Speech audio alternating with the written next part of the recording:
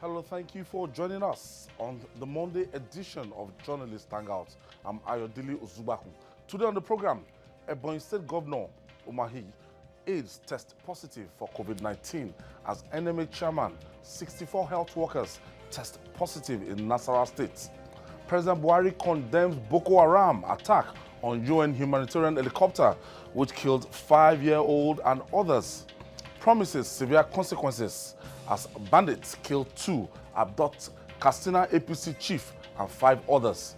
Rains worsens plight of road users in Akute, Ajuwon, Alagbole and other communities bordering Lagos. And later on the show, Leicester, Manchester United and Chelsea intensify push for Champions League sports. I'll be hanging out with Babajide Kolade-Otitoju and Mojeed Jamiu will be joining us via Skype. So if you are ready, let the hangout start now.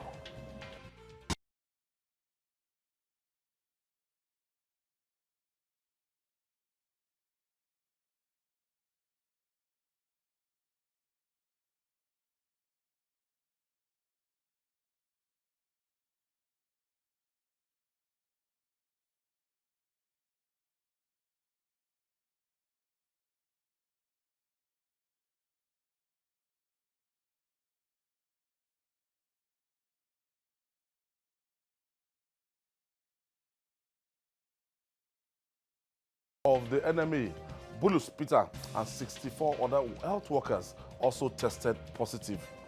It's not a random thing, Jide. It's just a matter of getting tested now, because I discovered that even people that are hale and hearty, they look hale and hearty, but they're moving with the virus right now. So it's just a matter of stepping up the number of tests we conduct on a daily basis. I'm sure the more tests conducted, I'm sure that the figure might double what NCDC parades every day. Yes, the figure of the dead that the NCDC parades cannot be accurate. When we bear in mind the number of people who died in Kano, there is argument about how many of them died as a result of COVID-19. And that has not been factored into the figures that are being reeled out. So definitely far more people have died than we know. Some died in private hospitals, so such deaths will not even go into the record of NCDC. People are dying. This has been a bad year for me. Today, I've lost 2 brothers, and it's extremely painful. I've lost a mentor in Richie Dio Johnson, RDJ, my boss here at TVC. He was the first person to walk up to me to say, Jide, that program that you do ahead of the elections must not die with the elections. It has to continue. He was the first to come to me. That's ahead of 2015 election. Yes. So there's no way we can talk about the history of Journalists Hangout without remembering that fantastic speaker, Richie Dio Johnson, because he and his friend, George Noah, were great fans of the program, and they supported us by way of encouragement and all that. So it's a painful day. It's painful to get to know that such a sweet soul, such a nice person is gone. And then today again, around 4:30 a.m., Abdul Kadri, immediate past vice chairman northwest of the APC, another friend of mine, died in Sokoto. Abdul Kadri is one of the nicest persons that I've ever encountered. Himself, Malami, the governor of Sokoto, Tambua, they were schoolmates in the university. They all read law. They were classmates. But today, such a man of many parts is gone. So this year will be remembered for the fact that so many big people, important people in our country have died. And I know that whether we like it or not, more will still die. But those of us who are still alive, we need to do our best. Those playing pranks, those joking with COVID-19, I think that if they value their lives and they realize how much their loved ones will miss them, they should stop calling this thing a scam. It is a killer. If you are unlucky, if you don't take the right steps, it's going to take your life. Especially if you are above a certain age and you have underlying. There are many people who are not even up to 50 that this thing has killed.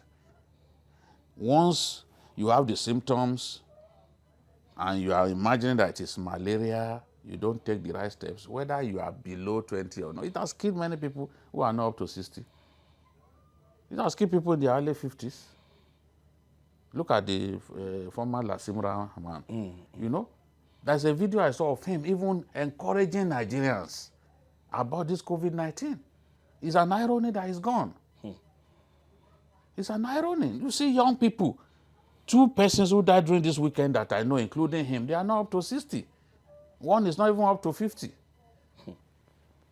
And it's not just to say that, oh, it is a sickness that kills the rich people. I mean, it's ridiculous. It's a fallacy. It kills even the poor. No. In fact, it has killed far more poor people than rich people. Because we are approaching 700 dead now, Ayo, you know. We are approaching 700 dead. How many of those 700 are rich people? No, are poor people. Even they will not be documented. Some people are just dying in their homes. Yes. Their sitting rooms every day, thinking they have ordinary malaria. Yes.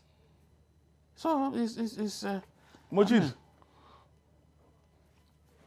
MJ, looking at this situation, where are we in Lagos State? Lagos is doing its best. I saw a really quick message from the governor to the Commissioner for Health yesterday. Yesterday was his birthday. That man is doing a yeoman's job. I mean, it deserves all the kudos, but it's unfortunate that a lot of people are still thinking that COVID-19 is a scam. It's really here with us, and especially when you go out, when you go to the market and stores or some crowded places, you see the way people carry on as if it's normal. Then you will be appalled.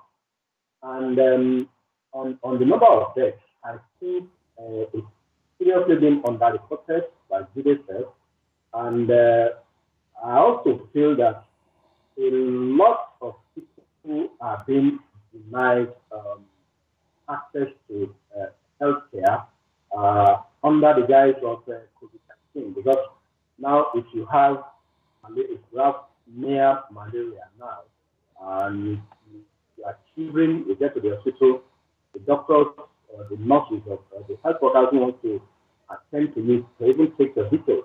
I mean, they'll be cautious. A lot of people have died in the process of trying to access Medicare, even for an ailment that is as simple as malaria or a mere headache.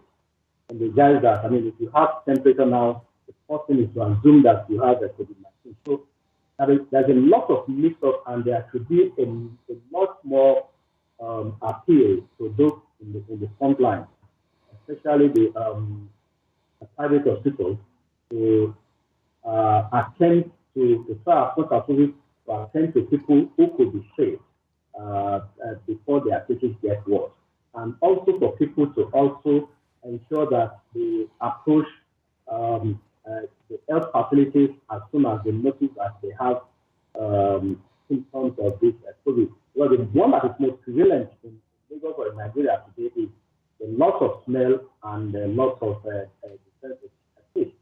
So I think people should be cautious. This coronavirus is very real. Still a lot of people, and we still have a long way to go. As predicted, we are likely to approach our epicenter in Nigeria as we approach the end of this month or till the middle of August.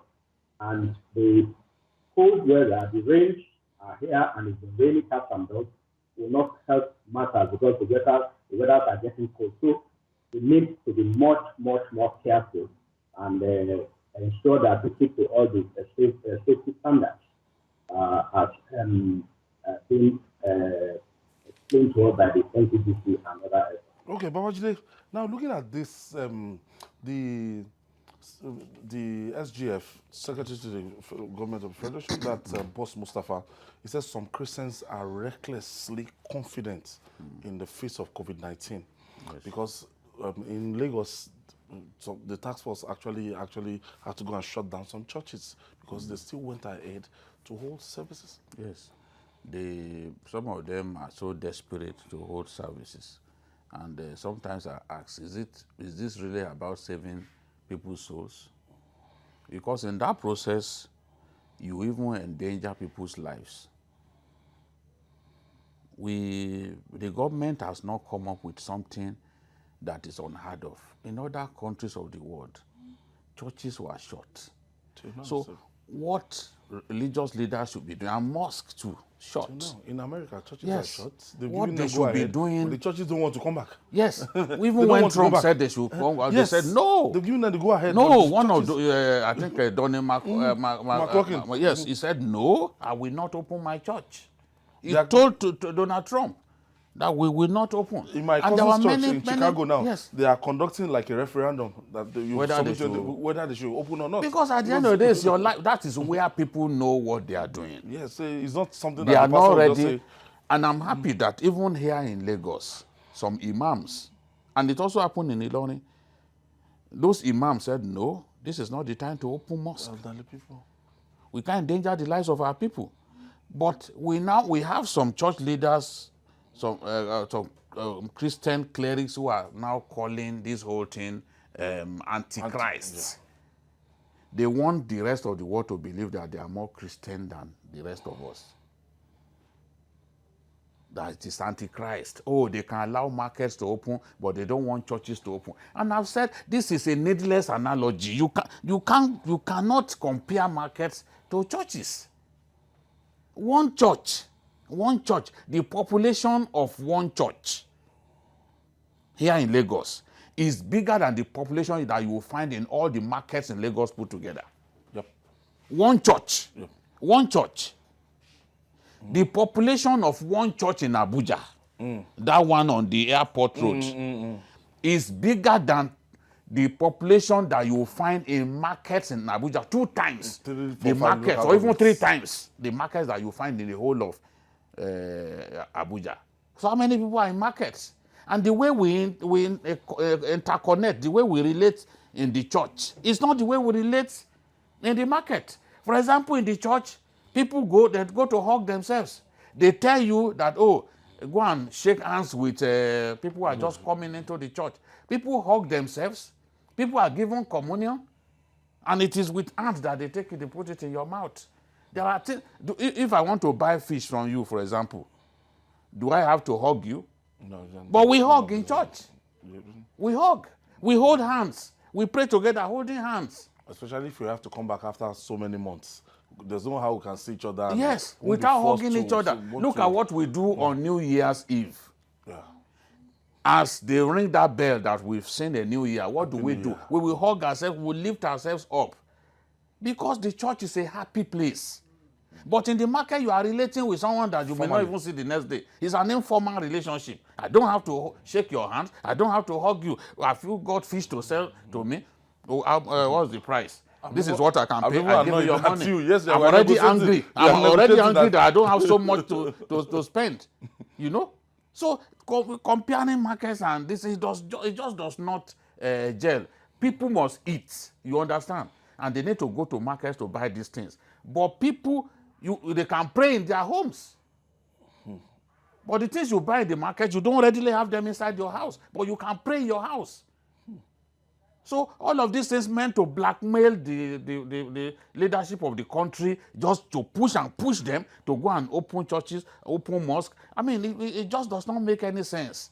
And we are going to ridiculous extent.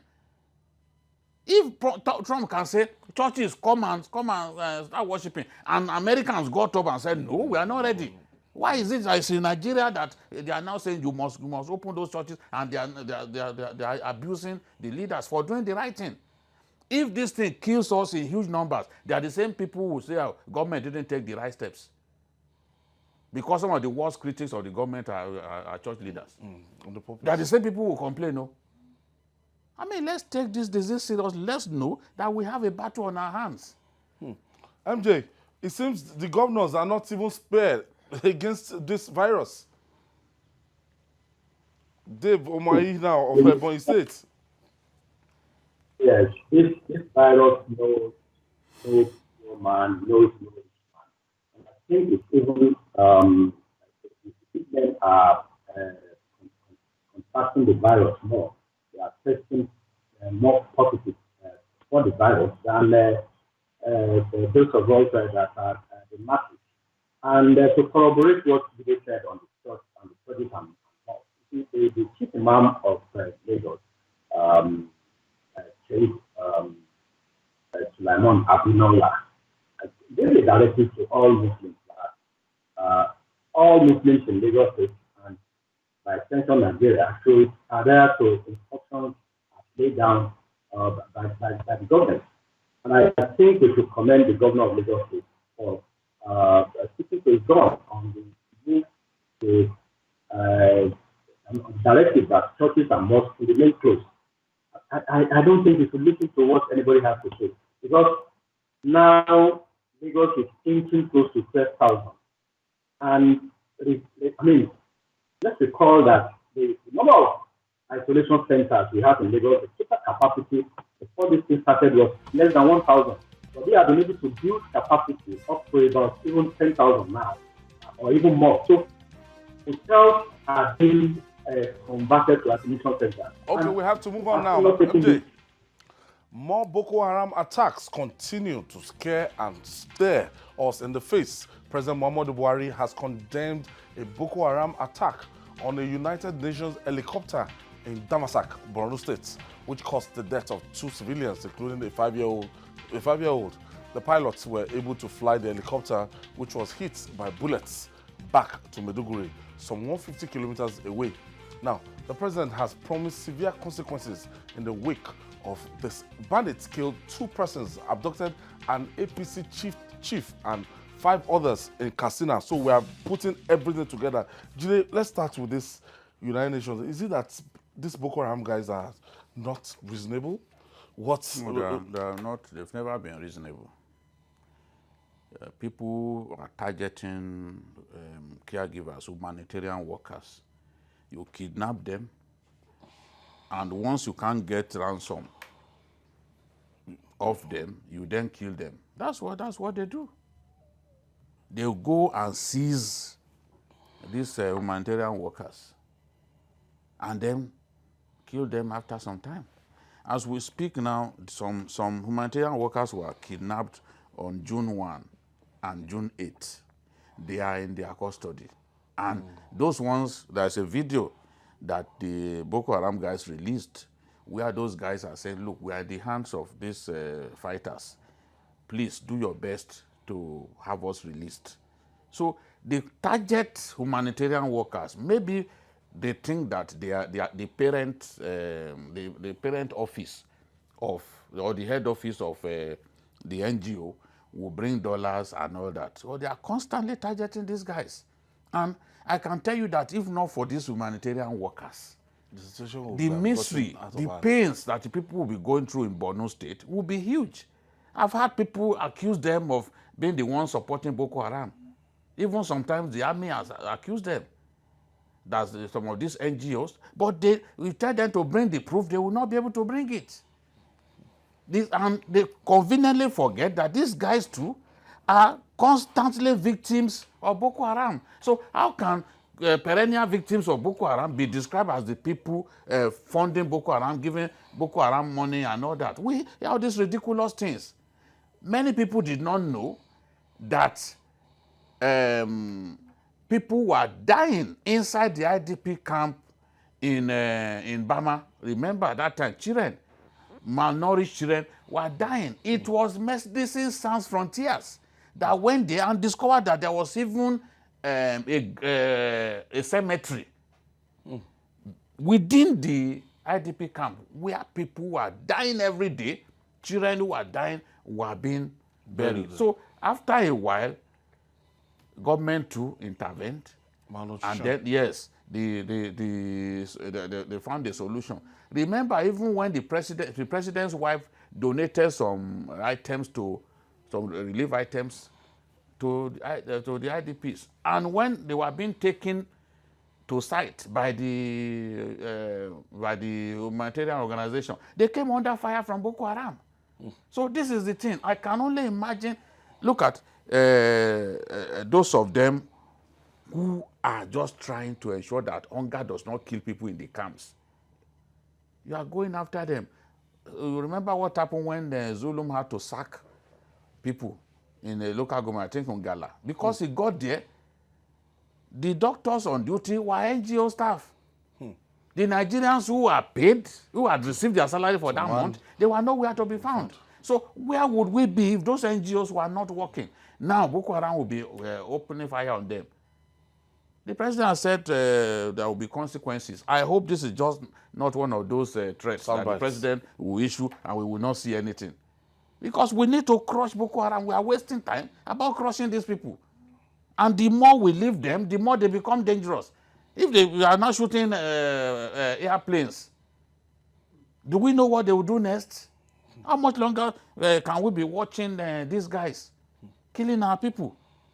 MJ, I think there must be, we are far from defeating these people from this analysis, because if you can bring down, maybe they used an anti-aircraft. Yeah, of course they have anti-aircraft guns. Anti-aircraft guns and everything. And that's, but even an AK-47 at close range can bring down a plane. Does that, the helicopter was flying low? Helicopters would normally fly low. Yes, and they were delivering food items. Oh, so because it's dangerous to go by road to deliver. Oh. Look at that local government, that mobile local government, Damasak. That is the only village, that's the only town where people are living in the whole of that local government. So that's the only place where you find people. So the people can't go out the way they like. If you go by road, you'll be trapped and killed. So they will not die of so starvation. They have to deliver food and other things through by flying helicopter low. MJ, what's your take on this? Yeah, I think we should sustain that. Part of that, we have had the answer on that. The too much.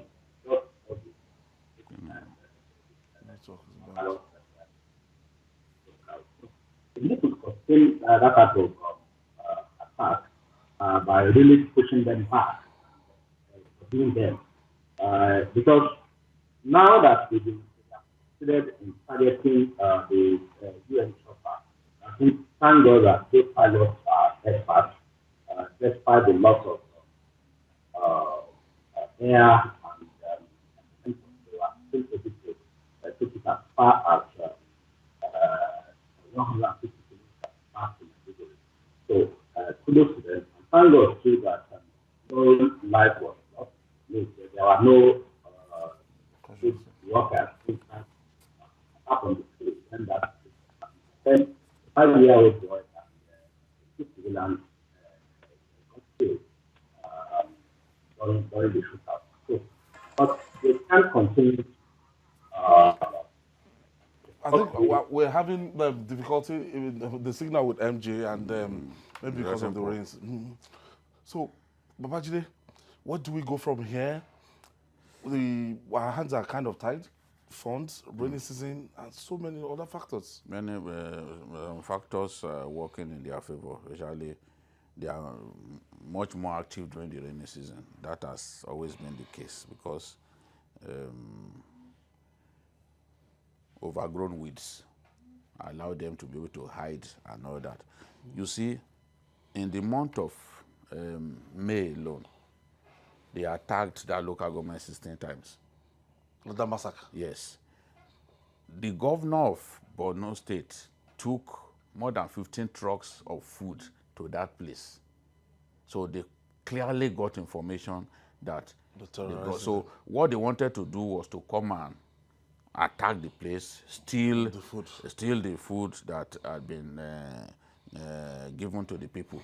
They also were targeting the super camp that is located in the area. They've made efforts in the past to dislodge the army from Damasak, but they've never succeeded. The army always pushed them back because that's the only town. And there are big Nigerians from that state, from that local government, from Kareto, from Gashigar. All of those communities, you won't find a single person living in them. So what they are trying to do is Damasak, that is the only town in the entire local government where people are living. They are trying to make it unsafe so that people will live. The governor of Borno State constructed 250 housing units in Kareto, but it's just there. It was Shetima that started it. This new governor completed it. But nobody is ready to go there because it's a risk. They'll go there, they'll burn the place. They will burn, if you go there, you try to live there, they will come, kill people, and set the whole place ablaze. So the buildings are standing. So these are the problems that we are facing with these people. It's a serious battle that, in my view, is ahead. Somebody say, oh, Jide does not praise the army when we are winning. I would rather wait until when it is clear to people that we are winning. I do not see evidence that we are winning. People who write some of those rubbish against us, they don't have any name. If I say, for example, that we are winning the war, and people are seeing all of these things happening, they are seeing soldiers being kidnapped, they are seeing up to 100 people being killed in one day, how do I defend my name? So the nameless people who are writing the trash, the hatchet writers, paid writers, they have no name to protect because they've not got a name. So the truth is, we must deal decisively with these guys. Let's go ahead, finish the war. We must show that we are motivated enough to finish the war. Otherwise, these guys will continue to embarrass us. All right. Still to come.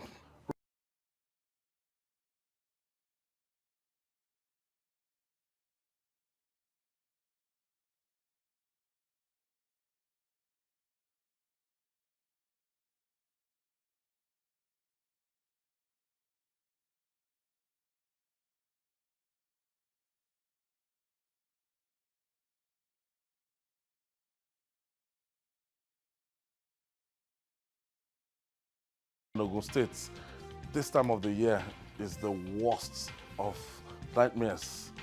Persistent rainfall has worsened their plight, especially road users. Places like Akute, Ajuwon, Alagbole, Lambe, and other communities bordering Lagos are barely accessible due to poor roads rendered impassable by rains. But will help ever come to these people? Let me just play this report.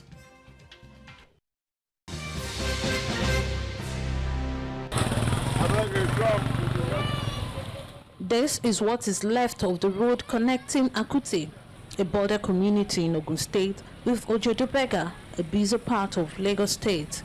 A majority of the residents of Akute earn their living in Lagos and must use these deplorable roads every day. These roads now represent a bad advertisement for the failure of successive governments in Ogun State, as it has now become one of the abandoned projects in the state. The 32-kilometer road from Songwater with 5 bridges was started in 2012 and had led to the demolition of many houses. The state government at the time said the 32-kilometer highway will link Sango, Ijoko and Bega through several communities. But this has only subjected residents of Akute, Ishashi, Lambe, Alagbole, Ajuwon and others to untold hardship.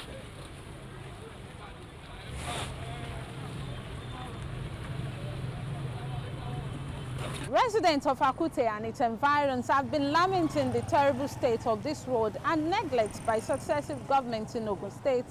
And with the rains comes more pains for commuters and residents of this border town. Every day, their hope dims. For anyone making a shuttle out of the community to any part of Lagos, it is literally regarded as a shuttle from the dark ages to civilization. The residents are wailing, singing songs of woes and lamentations. All these our governors, both the present and the past, from the beginning of day one, they only come here and do campaign and pour sand. After the campaign, they leave us for we to carry our cross. And this thing is getting too much. We are not daft. When it comes to during the time of election, that is when they will come here and they will start pouring sand on this road. After that, they will not leave us alone. I will be suffering for all these things. Look at this car. I spend a lot on this car alone, just on the bushing and the rest of them. We can't walk. See my marijuana, you dey inside water since 3 days now. We can't use it to walk. I need to go and get a mechanic to come help me do it and take and walk. Since 3 years, then go come and we go vote for them. Then they collect tax for our hand. I beg, I want to tell Mr. President or Mr. Governor, so for Ogun State Governor, I want to beg them, or if for local government, make them help us for this road. The road is bad. It affects work. It affects our work. We can't work. We can't feed our family. Fentola Smith is a retiree whose building has been affected by the poor state of this road. The 60-year-old told me her business has crumbled and her means of survival comes under threat once the rainy season sets in. The road is terribly bad, right off. In fact, many of the occasions, you see over 100 people falling inside on the back. And sometimes vehicles, like over 10, will spoil inside the water. Sometimes Keke Maruwa, they will spoil inside the water. Don't even talk of Okada, they will fall in their multitude. I did sand drainage, but I've spent a lot. The water is not entering inside the drainage.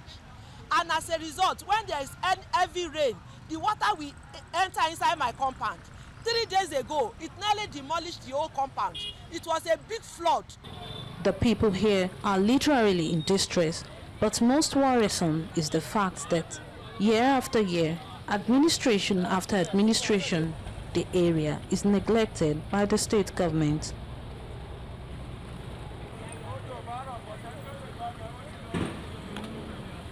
Akute, to be precise. Emmanuel Apedi lives here and accuses the successive governments of making empty promises.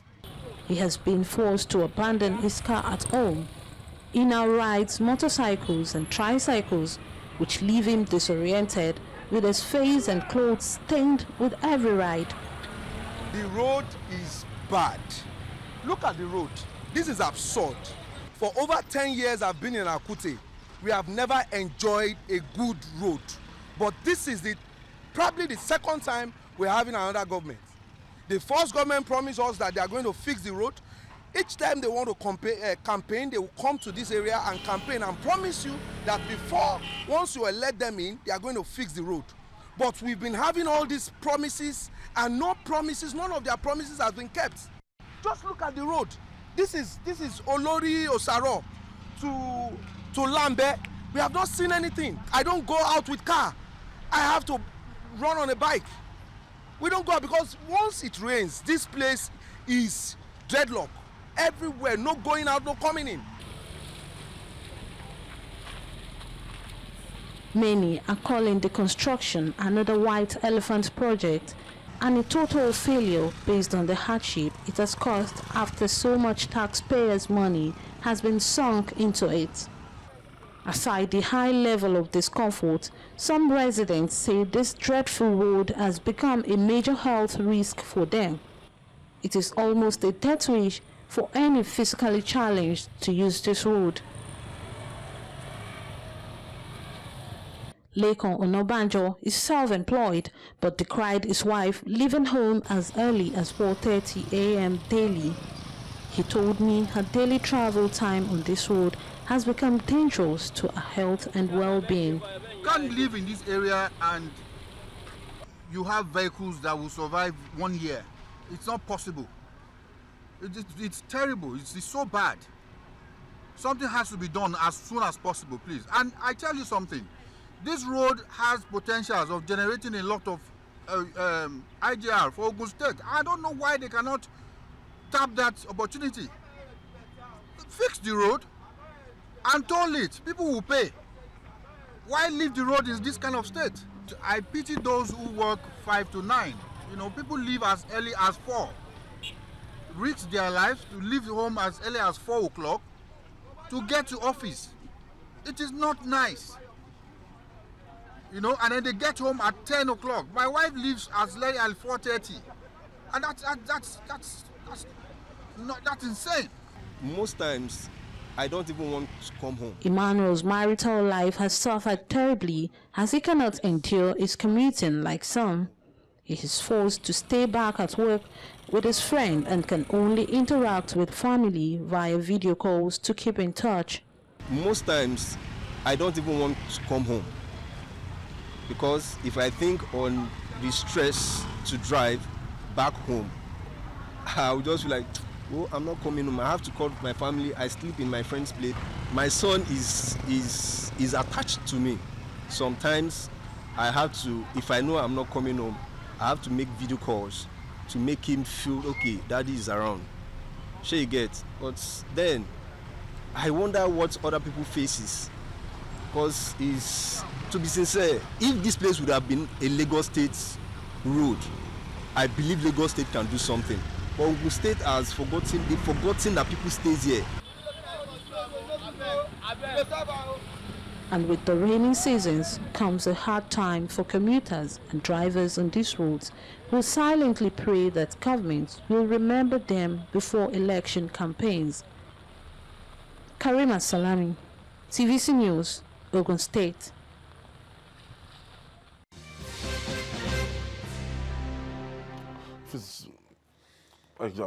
From what I've seen, Jide, I'm going to avoid this road deliberately.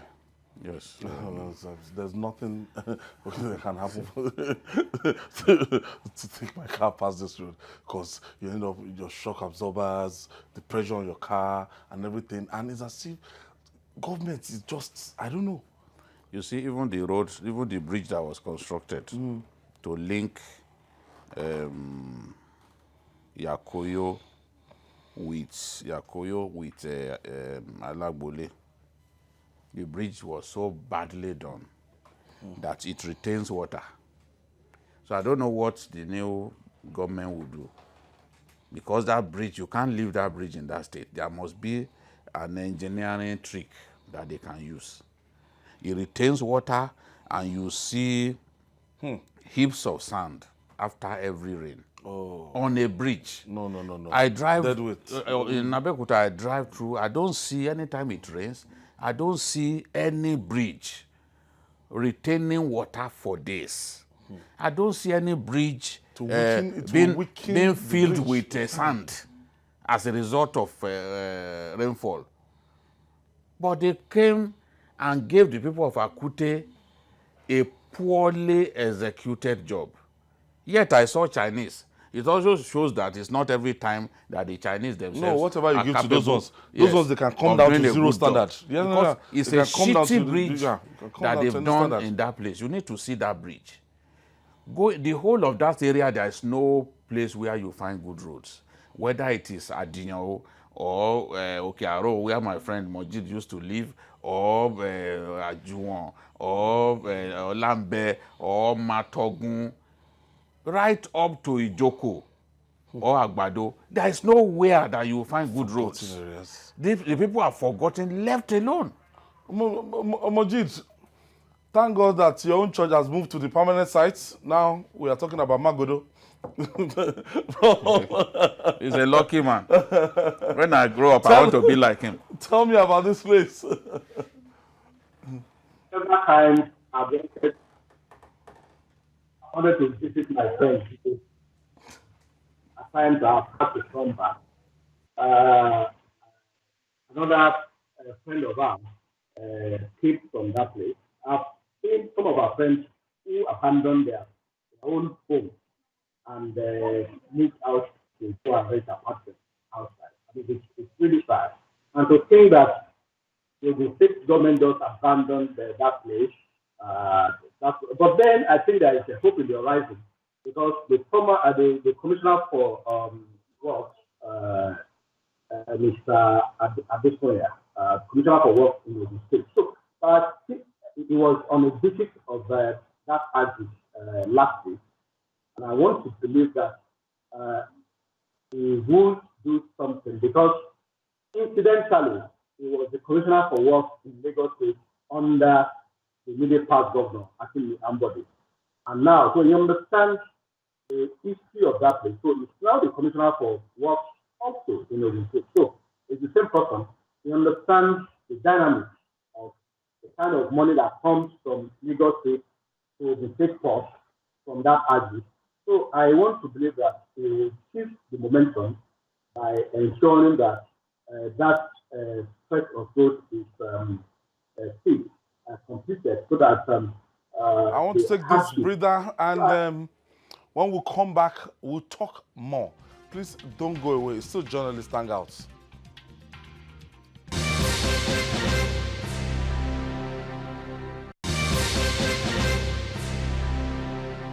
Reaching home stretch now, though the champion has emerged, the remaining fixtures of the 2019-2020 English Premier League, EPL, is still full of surprises, excitement, and giant-killing exploits by less fancy teams.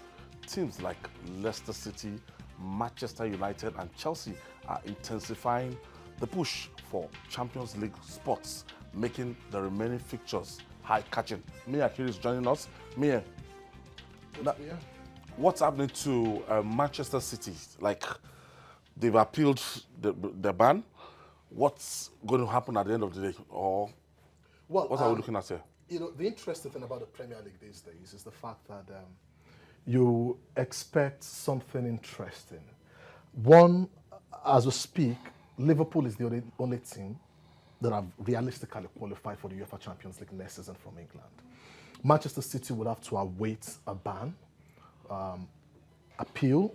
They are banned from UEFA, and then that will hold them later this month, which is a bit worrisome. And then if you take a look at, you know, the last few games on the table, you realize that the contest is at its peak, you know, no doubt. Liverpool have also shown, you know, some relaxation at this point in time, which, you know, is a worry. Last Thursday was another eye-catching performance from Manchester City that fans across the globe and football lovers should watch out for next season. In fact, next season has started, you know, with the way things are going. And look at the Premier League table, the first four automatically gets the Champions League tickets.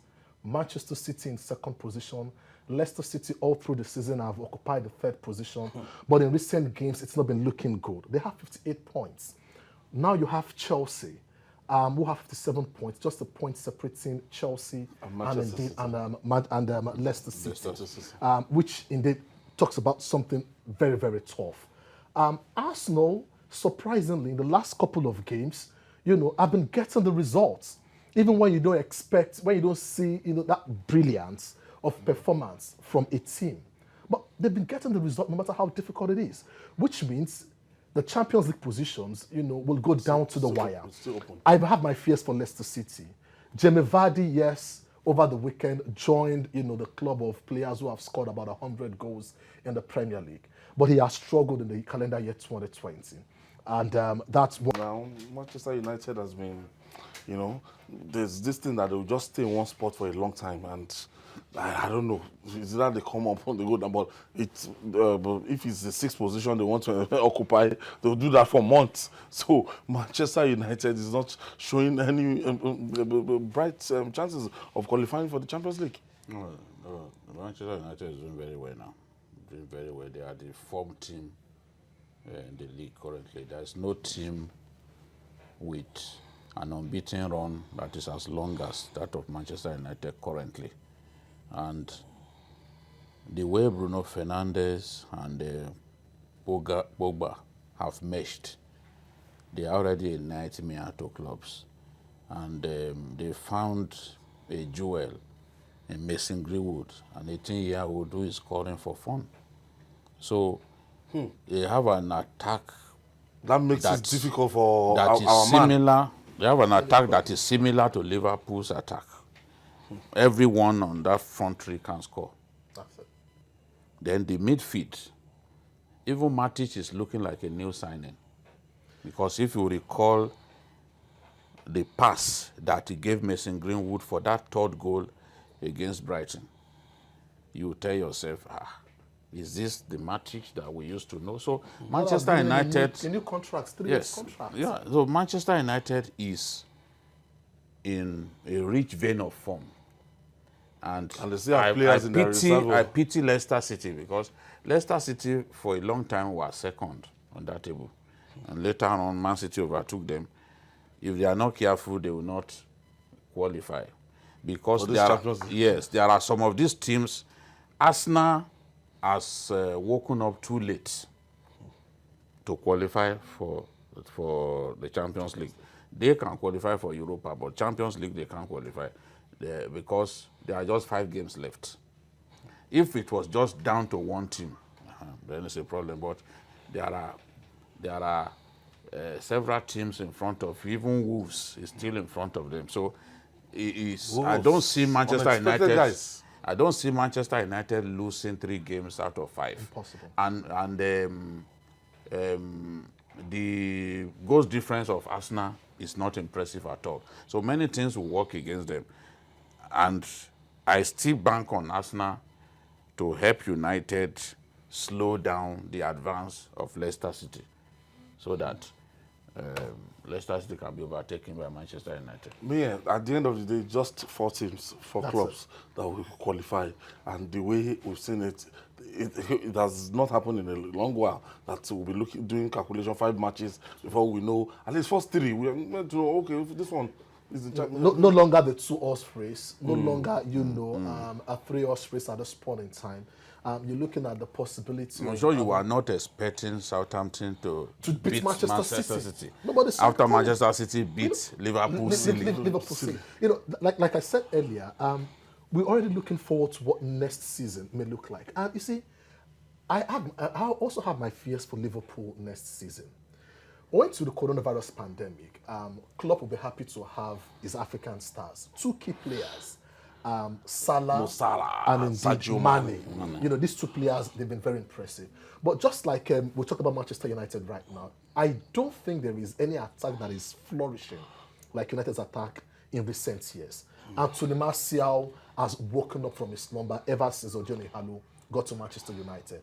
And Solskjaer was also saying that he got Odion Ighalo and Bruno. And you see, Bruno Fernandes has turned Man United around. And it's been awesome for them. But the 4-0 bashing by Manchester City to Liverpool shows that next season will be tough for Liverpool, and they must sign players. Yes. And that's what Ferguson did as the manager of Manchester United. He kept investing in the squad. Like I said, some time people will get used to the way you play after. Timo Werner, not signing Timo Werner, they may regret it because you can't continue to back on Mane, Salah, and all others. Firmino. And Firmino does, that trick, linking the midfield and the attack together. Exceptional player in that. We have to go. But time is not. We'd love to do this. That's it. Me and Kiri from the Sword Decks. Thank you so much. DKO, it's a new week. Yes. And that's our offering now. Just join us tomorrow for another episode of the program, and also watch Journalists Hangout on our platform showing on the screen. We're on YouTube, youtube.com/TVC News Nigeria. Our feedback channel is Journalists Hangout at tvcnews.tv. I'm Ayodele Ozugbakun. Goodbye for now, and God bless Nigeria.